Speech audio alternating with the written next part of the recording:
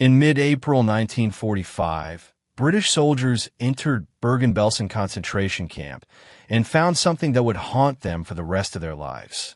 60,000 prisoners, many too weak to stand, lay among thousands of unburied corpses. The stench was overwhelming. Typhus raged through the barracks. More than 13,000 prisoners would die in the weeks following liberation, even though they were finally free. This scene repeated itself across Europe as Allied forces encountered camp after camp. But liberation was only the beginning of the story. What happened to these places of unimaginable horror after the gates were opened? The answer is far more complex than most people realize. Between 1944 and 1945, as Allied forces advanced from both east and west, they encountered hundreds of Nazi concentration camps and subcamps scattered across Europe. The Soviet Red Army, advancing from the east, was first to liberate a major camp when they reached Majdanek near Lublin, Poland in July 1944. Surprised by the rapid Soviet advance, the Germans had attempted to demolish the camp to hide evidence of mass murder, but they hadn't succeeded completely. Parts of the camp, including the gas chambers, remained standing. What Soviet soldiers found there shocked them, though it was only a preview of horrors to come. By January 1945, Soviet forces reached Auschwitz-Birkenau, the largest killing center and concentration camp complex in the Nazi system.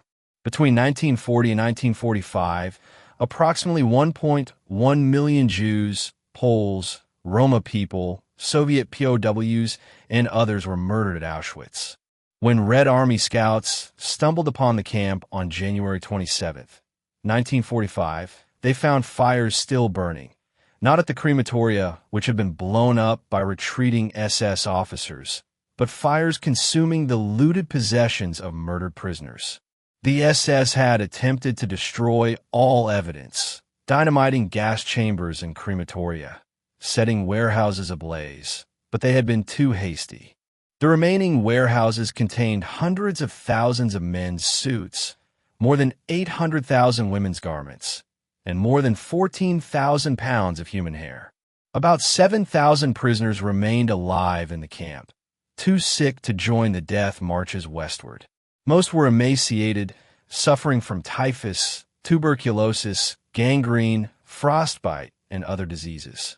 Western Allied forces encountered concentration camps beginning in April 1945. On April 5th, American forces liberated Ohrdruf, a subcamp of Buchenwald. Generals Dwight D. Eisenhower, Omar Bradley, and George S. Patton toured the camp on April 12th. They found piled corpses, charred remains, evidence of torture, and extremely emaciated survivors. The sights and smells were so horrific that General Patton, a hardened combat commander, reportedly dashed behind a shed and vomited. To counter any future disbelief about what they were witnessing, Eisenhower requested that members of Congress and prominent newspaper editors be flown over to view the camps. He also directed that American soldiers not actively fighting come see the camps, believing it would make clear to them what they were fighting against. On April 11, 1945, the U.S. 6th Armored Division liberated Buchenwald, the first major concentration camp in Greater Germany to be freed. Nearly 21,000 prisoners were found alive, along with evidence of torture, execution sites, and piles of bodies. American soldiers were completely unprepared for what confronted them. American investigators began documenting the atrocities immediately with help from former inmates. In some cases, American commanders forced German civilians from nearby towns to tour the camps and confront what had happened in their neighborhoods. On April 15, 1945, British forces entered Bergen-Belsen, about 30 miles from Hanover. The camp had become exceptionally overcrowded after survivors of death marches were forced there from camps closer to the front. Some 55,000 to 60,000 prisoners, many in critical condition from a typhus epidemic, were found alive. Thousands of unburied bodies lay strewn around the camp. In the barracks, starving and mortally ill people were packed together without food, water, or basic sanitation. The mortality rate among those suffering from typhus exceeded 60%. Tragically, the first intake of food proved fatal for many prisoners, who were too weak from starvation to digest it. More than 13,000 prisoners died in the 3 months following liberation. On April 29, 1945, soldiers from 3 U.S. 7th Army divisions liberated Dachau. Near the camp, they found a train with hundreds of corpses. Fierce firefights occurred as troops approached, and inside they found approximately 30,000 emaciated survivors. In Dachau alone, an estimated 32,000 prisoners had died during the war, with countless more sent to death camps. German citizens from a nearby town were ordered to bury the roughly 9,000 inmates found dead in the camp. On May 5, 1945, the 11th Armored Division liberated Mauthausen in Austria, freeing 81,000 men, women, and children. Days later, Germany surrendered to Allied forces, marking the official end to Nazi tyranny in Europe. The immediate aftermath of liberation presented enormous challenges that few had anticipated. Liberation did not mean instant freedom or relief. Many prisoners were too weak to even comprehend what was happening. Disease remained an ever-present danger. Allied medical personnel faced seemingly impossible tasks in treating thousands of malnourished and diseased individuals. At Bergen-Belsen, British forces established field hospitals and brought in medical supplies, but the scale of suffering overwhelmed their initial efforts. Many survivors could barely eat solid food. Their bodies had become so weak that normal rations could kill them. Medical staff had to carefully reintroduce nutrition, starting with liquids and gradually progressing to solid foods over weeks. Typhus outbreaks continued to claim lives even after liberation. The disease had spread so widely through the camps that containment seemed impossible. At Bergen-Belsen specifically, British forces made the difficult decision to burn much of the former camp to try to contain disease. Many of the camps had to be burned down entirely to prevent the spread of epidemics. Survivors faced profound psychological trauma alongside their physical ailments. Many had lost their entire families. They had witnessed unspeakable horrors. Some had been imprisoned for years, their entire adult lives spent in captivity. Others were children who had never known freedom. The question facing Allied authorities and relief organizations was stark. What do you do with hundreds of thousands of people who have survived hell on earth, but have nowhere to go? Most Jewish survivors were unable or unwilling to return to Eastern Europe because of anti-Semitism and the complete destruction of their communities during the Holocaust. Those who did attempt to return often faced violence. In Poland, several anti-Jewish pogroms occurred after the war, the most notorious being the Kielce pogrom of July 1946, where 42 Jews who had survived the Holocaust were murdered by Polish civilians. For Soviet Jews, liberation sometimes meant moving from a Nazi concentration camp to a Siberian gulag, as Stalin's regime renewed anti-Semitic persecution in the post-war years. The deep-seated prejudices and hatred that had enabled the Nazis continued to persist across Europe despite the international community's horror of the Holocaust. The solution that emerged was the creation of displaced persons camps. By the spring of 1945, approximately 8 million people had been displaced from their homes by the war. By autumn 1945, the Allies had repatriated 6 to 7 million of these people. The remaining 1 million or so, approximately 250,000 of whom were Jewish, became what was called displaced persons or DPs. From 1945 to 1952, more than 250,000 Jewish displaced persons lived in camps and urban centers in Germany, Austria, and Italy. These facilities were administered by Allied authorities and the United Nations Relief and Rehabilitation Administration, known as UNRRA. The conditions in many DP camps were initially abysmal. Survivors found themselves still living behind barbed wire, still subsisting on inadequate amounts of food, and still suffering from shortages of clothing, medicine, and supplies. Many of the DP camps were set up on the sites of former concentration camps or military barracks. Bergen-Belsen itself became a DP camp. Dachau became a DP camp. The bitter irony was not lost on survivors who had been liberated from concentration camps only to find themselves living in the same locations, sometimes even the same barracks, still behind fences. On June 22, 1945, U.S. President Truman requested Earl G. Harrison, Dean of the University of Pennsylvania Law School, to prepare a report on the situation of displaced Jews in Europe. Harrison made a 3-week inspection tour of the DP camps. What he saw shocked him. He did not mince words in his report to President Truman. The document was a ringing condemnation of the way Jewish displaced persons were being treated.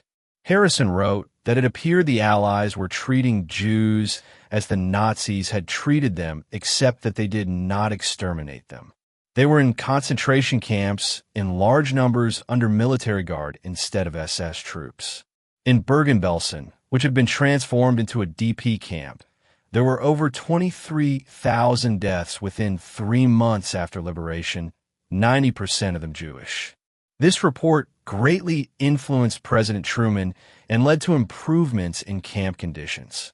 One of the first measures implemented was separating Jews from the rest of the displaced persons population. Until then, DP camps had been arranged according to nationality, which meant Jewish survivors were forced to live together with displaced Germans and Austrians, many of whom had been Nazi collaborators or had participated in persecution. Accommodation in DP camps included former military barracks, summer camps for children, airports, hotels, castles, hospitals, private homes, and even partly destroyed structures. Initially, military forces improvised, sharing their own supplies of food, medicine, and clothing to help refugees. On October 1, 1945, UNRRA took responsibility for administration of displaced persons in Europe, though military authorities continued to play a role for several years in providing transportation, supplies, and security. By the end of 1945, there were hundreds of DP facilities scattered across Germany, Austria, Italy, and other European countries. Despite the wretched physical conditions, especially at the beginning, survivors in the DP camps transformed them into centers of social, cultural, and educational activity. The camps developed their own internal governments, social organizations, political parties, religious groups, professional unions, theaters, and writers' unions. Schools were established for children and retraining courses for adults. Journalism sprang to life with more than 170 publications across the camps. Numerous theater and musical troupes toured from camp to camp. Athletic clubs from various DP centers challenged each other in competitions.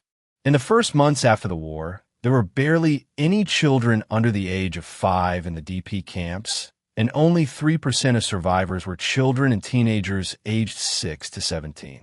Most survivors had lost their entire families, and alongside feelings of loss and loneliness was a yearning to establish families of their own.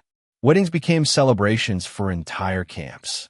One example was the wedding of Abraham and Shoshana Roshkovsky, one of 7 couples who got married on May 19, 1945, in the Bergen-Belsen DP camp. Shoshana's bridal gown was a black skirt and a borrowed shirt that was too big for her. Her veil was made from a gauze bandage. Many women had stopped menstruating in the concentration camps due to starvation and stress. After liberation, as health improved, fertility gradually returned, and a baby boom began in the DP camps. Zionism became perhaps the most incendiary question of the Jewish DP era. In increasing numbers from 1945 to 1948, Jewish survivors, their nationalism heightened by lack of autonomy in the camps and having few destinations available, chose British-controlled Palestine as their most desired destination. The DPs became an influential force in the Zionist cause and in the political debate about the creation of a Jewish state.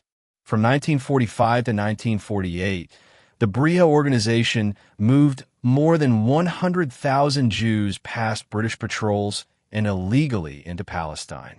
British forces captured many of the ships used in these operations and interned passengers in camps on the island of Cyprus. The British attack on one such ship, the Exodus 1947, attracted worldwide publicity and strengthened support for the DP's struggle to emigrate.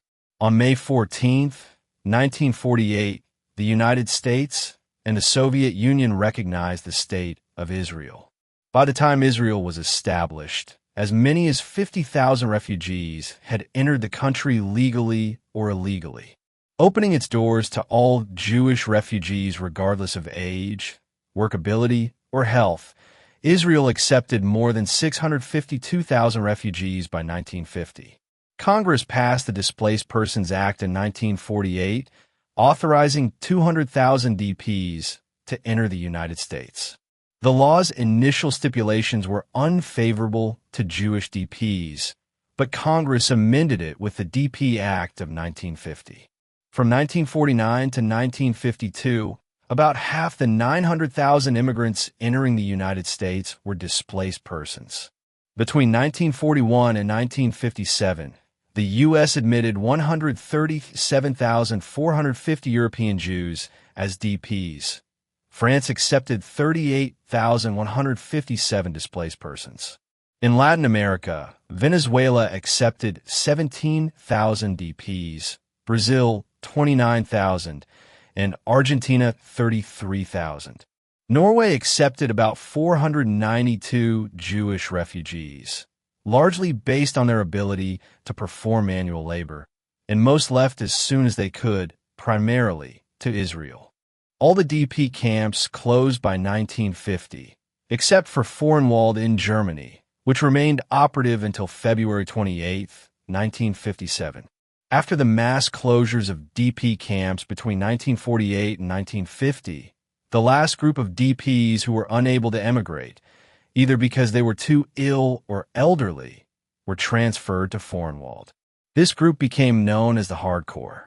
With the most desperate DPs concentrated there, Vormwald continued until the last DPs were rehoused in newly built apartments. With Vormwald's closure, the post-World War II DP era was officially closed.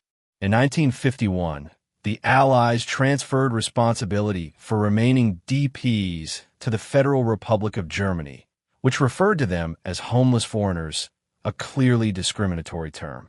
While survivors struggled to rebuild their lives, the question remained, what should be done with the concentration camps themselves? Different approaches emerged across Europe. The Operation Reinhard death camps of Treblinka, Sobibor, and Belzec had been dismantled by the Nazis after killing operations ended, in the cases of Treblinka and Sobibor, after prisoner uprisings. The sites were plowed over and planted with trees, and Polish farmers were installed in cottages to make the locations look normal. These camps had been pure extermination facilities with no other function, and the Nazis were desperate to hide all evidence. For decades, only local residents knew what had happened in those forests. The Polish government erected a memorial at Treblinka in 1958 with 17,000 stones commemorating communities destroyed in the camp, along with a stone dedicated to Janusz Korczak, the Polish Jewish educator murdered along with the children from his orphanage in 1942. Small memorials were established at Belzec and Sobibor in the 1960s. Belzec received a new, much larger memorial and visitor center in 2004. Chelmno did not receive a memorial until 1990, after the fall of communism. The larger camps that Allied forces liberated relatively intact faced different fates. Auschwitz and Majdanek, liberated almost intact by the Red Army, were preserved as museums. In 1947, the Polish parliament passed an act establishing them as memorial sites. The Auschwitz-Birkenau Memorial and Museum was organized by former prisoners. When it opened in 1947, visitors could view for the first time the gas chambers, burning pits, and crematoriums used to murder hundreds of thousands of people. During the creation of the museum, 2 crematory furnaces were reconstructed using original parts, and the crematory chimney was rebuilt. The air raid shelter walls that had been constructed late in the war were demolished to allow visitors to view the reconstructed gas chamber and crematorium space. Since a visit by former U.S. Ambassador Ronald S. Lauder to Auschwitz in 1987, Auschwitz-Birkenau has been conserved and maintained largely through the support of the Ronald S. Lauder Foundation. In Germany, both East and West German governments preserved sites of concentration camps, though approaches differed based on political ideology. In many cases, such as Dachau, the central camps were preserved while sub-camps were demolished. This approach was often taken after a camp had served as a displaced persons camp. The Bavarian government has kept up with restoration projects around the Dachau complex, preserving the site as an important piece of German history. Dachau became a concentration camp memorial and museum in 1965. At Bergen-Belsen, much of the former camp was destroyed by the British Army to contain disease, though the site served as a DP camp until 1950.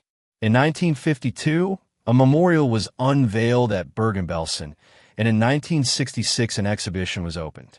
Research and educational work did not start until the 1980s.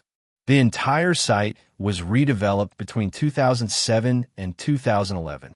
The Buchenwald Memorial opened in 1958, featuring a stone slab permanently heated to the temperature of a human body and engraved with the names of different national groups persecuted there.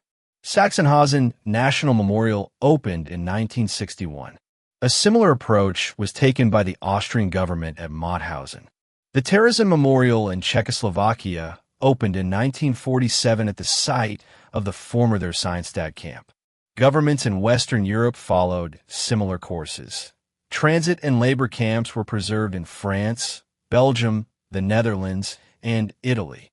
The process of memorialization was complex and often politically fraught. During the Cold War, communist governments in Eastern Europe used concentration camp memorials to emphasize Nazi crimes while downplaying Soviet crimes and sometimes obscuring the specifically Jewish nature of the Holocaust. For example, the Babi Yar Memorial erected in 1959 at the site where Nazis murdered 33,000 Jews near Kyiv was inscribed stating that German fascist invaders executed more than 100,000 citizens of Kyiv and prisoners of war. While recognizing Nazi brutalities, the memorial made no specific mention of Jews. This was a political decision taken to defend the legitimacy of post-war communist governments and unite citizens.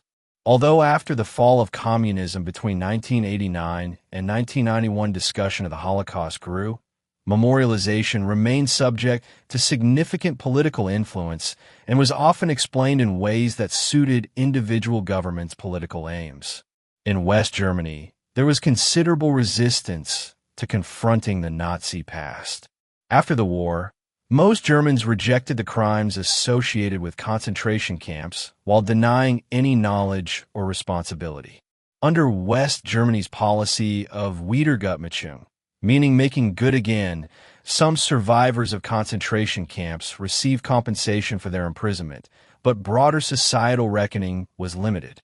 Museums and memorials were often created through grassroots efforts by survivors rather than government initiative. It wasn't until the 1980s that substantial research and public discussion about concentration camps began in earnest. As late as the 1990s, German local and economic history often omitted mention of camps or presented them as exclusively the responsibility of the SS, avoiding broader questions of complicity. The Roma and Sinti genocide was particularly neglected in memorialization efforts. In the late 1970s, Roma and Sinti activists attempted to challenge attitudes toward the Roma genocide in Germany by campaigning for greater recognition of their persecution. In 1979, a demonstration using the motto "Gassed in Auschwitz, persecuted to this day" was held at Bergen-Belsen. In 1980, a group of 12 Roma, 3 of whom were survivors of Nazi persecution, took part in a hunger strike at Dachau to raise awareness of the genocide and protest continuing discrimination. The hunger strike drew international attention. On March 17, 1982, West German Chancellor Helmut Schmidt officially acknowledged that Roma had been victims of genocide under the Nazis as a result of racial persecution.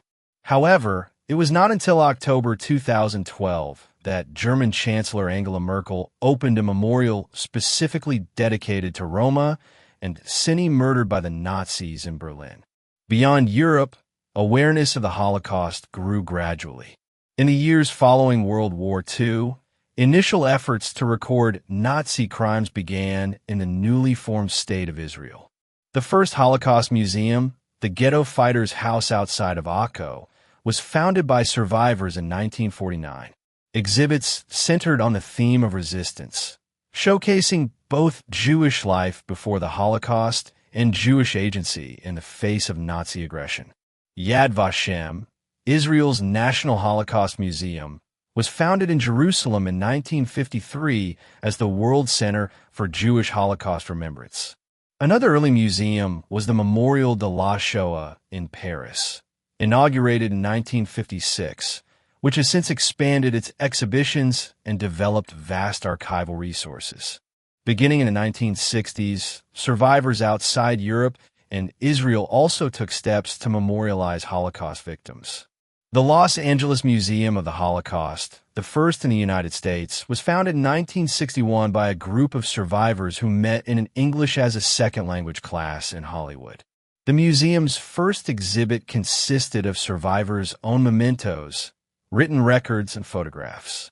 In the 1970s and 1980s, other museums were founded in El Paso, Farmington Hills, San Francisco, Buffalo, Montreal, and Melbourne. In the 1990s, approaching the 50-year anniversary of the Holocaust's end, there was renewed interest in establishing memorializing institutions. The United States Holocaust Memorial Museum in Washington, D.C. opened in 1993, becoming one of the world's premier Holocaust education and research institutions. On January 27, 2000, the 55th anniversary of Auschwitz's liberation, 46 governments from around the world met in Stockholm, Sweden, to discuss Holocaust education and remembrance. This conference led to increased international cooperation in Holocaust memorialization and education. Today, hundreds of museums dedicated to educating people about the Holocaust exist worldwide. Some are based at sites connected to the Holocaust, while others are purpose-built institutions. Museums feature not just objects and documents, but events, educational programs, online archives, digital activities, and research venues. For some, the architecture itself is designed to make visitors question and reflect on the Holocaust's incomprehensibility. The memorial to the murdered Jews of Europe in Berlin, designed by architect Peter Eisenman, opened in 2005, featuring 2,711 concrete slabs of varying heights, creating a disorienting, maze-like experience. The artist Mika Ullman commemorated Nazi book burnings in Berlin with a sunken library unveiled in 1995, visible only through a glass panel on the street. The shelves have space for 20,000 books, but are empty, symbolizing both destroyed books and the lives of their owners. The transformation of concentration camps into educational sites has sparked ongoing debates about proper memorialization. Should camps be preserved exactly as they were found at liberation, complete with decay and deterioration? Should they be reconstructed to show what they looked like during operation? How do you balance historical accuracy with the need to make sites accessible and understandable to visitors? At Auschwitz, some structures have been reconstructed using original materials, which critics argue creates a sanitized version of history. Others argue that without reconstruction, the scale and systematic nature of the killing process cannot be comprehended. Some former camps have been almost entirely lost to time and development. Others stand as powerful reminders, but struggle with how to present history without becoming voyeuristic or sensationalistic. The preservation and interpretation of concentration camps continues to evolve. Since their liberation 80 years ago, these sites have served multiple purposes as temporary housing for displaced persons, as evidence in war crimes trials, as memorials to victims, as museums for education, and as sites of ongoing historical research. Each generation approaches these sites differently, asking new questions and seeking new understandings. For survivors who returned to Auschwitz and other camps to ensure these sites wouldn't be swept away into historical memory, the camps represent both personal trauma and a sacred duty to remember. For subsequent generations, they serve as tangible connections to an almost incomprehensible past. What happened to the concentration camps after liberation is ultimately a story about memory, responsibility, and the challenge of confronting unimaginable evil. The physical structures, whether preserved, reconstructed, destroyed, or transformed, are less important than what they represent. A commitment to never forget, to educate future generations, and to prevent such atrocities from happening again. The immediate aftermath of liberation brought enormous suffering, as disease and starvation continued to claim lives even after freedom arrived. The DP camp era from 1945 to 1957 represented a liminal space where survivors lived in uncertainty, rebuilding their lives while waiting for permission to start anew somewhere else.